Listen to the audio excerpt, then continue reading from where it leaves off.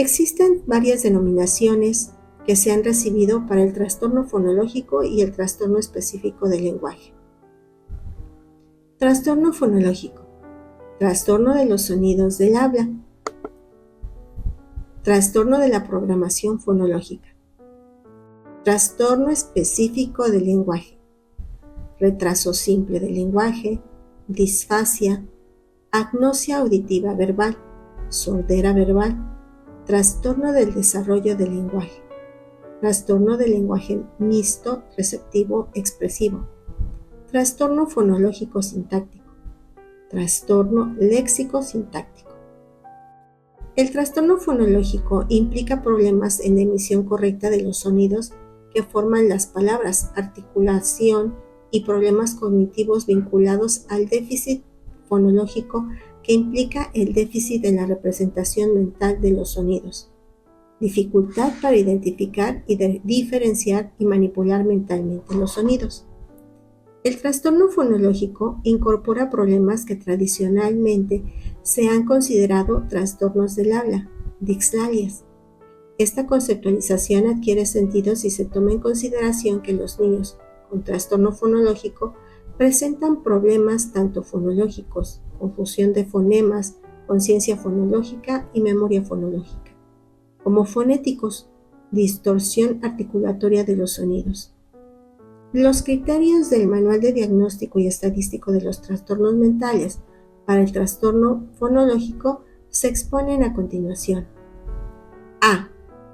Alteración para usar los sonidos del habla apropiados para la edad y características dialectales, errores en la producción de sonidos, uso, representación u organización, entre otros errores como sustitución de un sonido por otro, confusión en la letra D, T, K, T, u omisión de ciertos sonidos. B. Las dificultades del lenguaje receptivo y expresivo interfieren significativamente en el rendimiento escolar, la ocupación laboral y la comunicación social.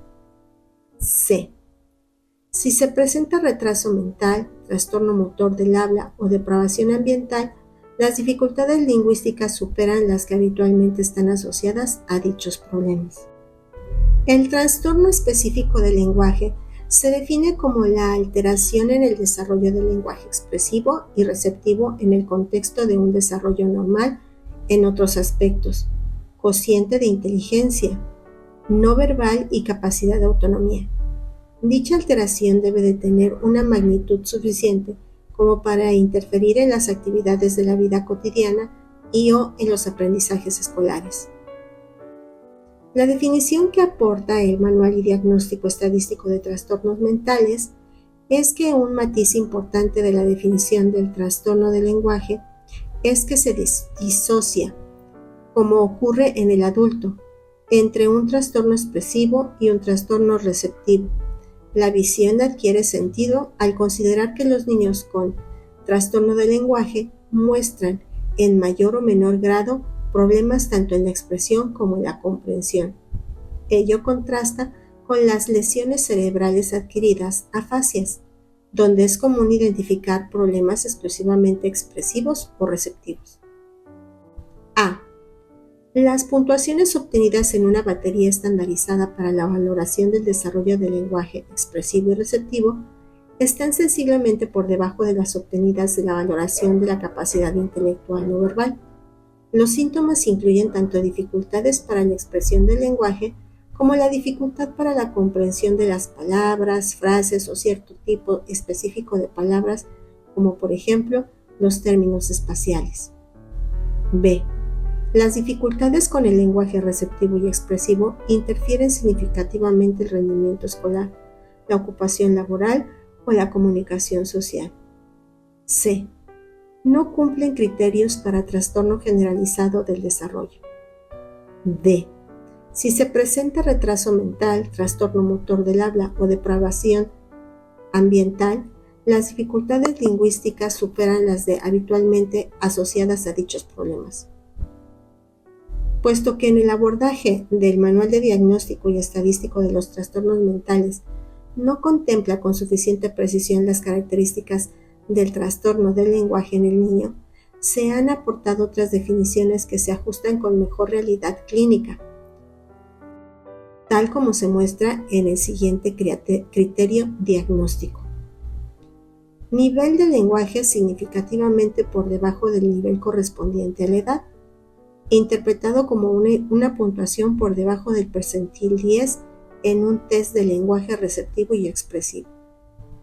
Coeficiente intelectual no verbal y aspectos no lingüísticos del desarrollo, autonomía, habilidades sociales dentro de los límites normales.